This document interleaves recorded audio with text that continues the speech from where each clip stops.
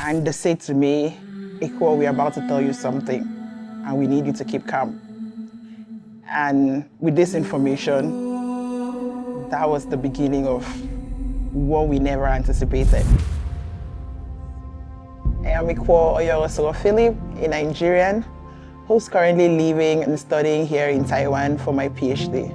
My name is Julius Phillip, Iquo's husband, the father of 2 boys, one an angel and one still with us.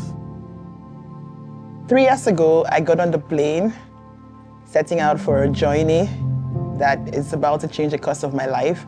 At that time, it was about the scholarship that I got in Taiwan to come do my PhD.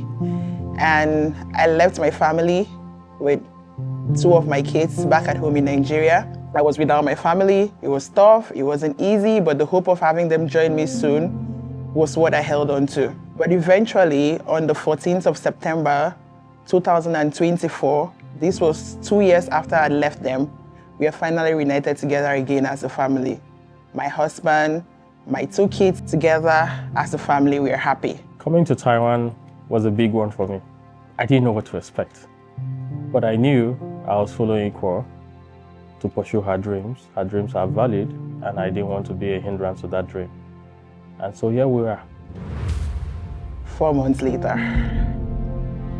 I think our hope was, should we say dashed? It was the week of the Chinese New Year holiday. That 20th day of January, I remember very clearly. I had made French fries at home. And the boys were all around me. Daddy is such a good cook. Daddy is such a good cook. And Asian would say, Daddy, I'm going to take you to McDonald's so you could go work there because you make very good French fries. I remember on Chinese New Year Eve, we slept. And then in the early hours of the morning, we woke up to our first son, who was slightly down in health. He was still communicating with us. He was still talking to us.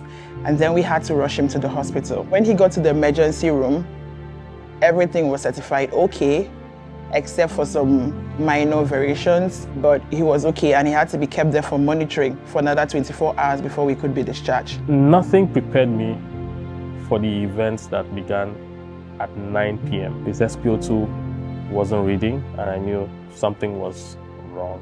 Everything wasn't adding up. He was stable. Everything was good. But all of a sudden, the vitals were crashing. I was thinking a number of things. I couldn't hold on to anything, but I was just asking God, please don't do this. Don't let this happen to me. My husband told me the situation. The diagnosis at that time was really critical, and he was in ICU and he was intubated. But I still held on to hope because there was nothing God could not do. So I wasn't shaken at that point, but it was the longest night of my life. We stood outside the ICU for 10 hours, praying, hoping, and believing that OY would be okay.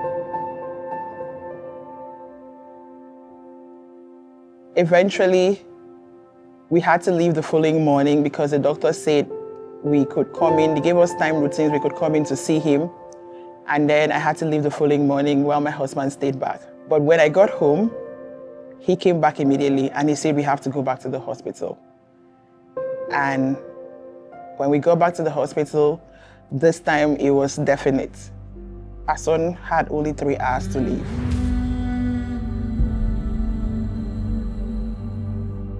I have suffered loss before. I've lost my dad, I had lost my brother, but there was nothing compared to this one. This was on a different level, I would say, because the young boy who calls me my big guy, he was here. He was just lying down. I couldn't help him. He was in ICU, I couldn't get in, but we just kept praying. 1:39 p.m. was when we lost him. And this changed the trajectory of my life, because I remember outside there talking to my elder sister. I said, if anything happened to my son, I was going to quit the program and I was going to leave Taiwan.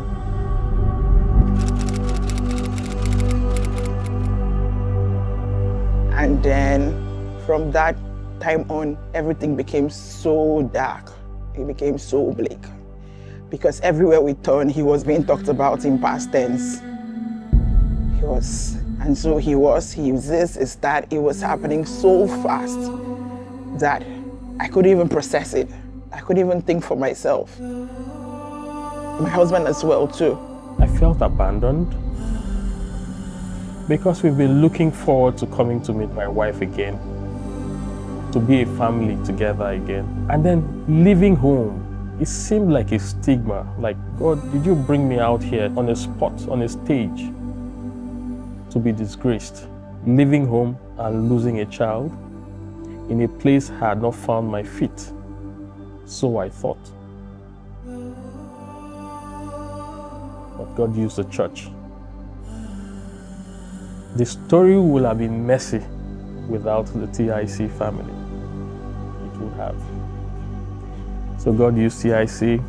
And I think that was when I began to see the hands of God. Even though the situation looked dark, it looked bleak, but I could see God's hand because Dr. Teddy on his own and together with Evie, they went into a little room and they began to pray. I knew that whatever was coming our way, we were not alone.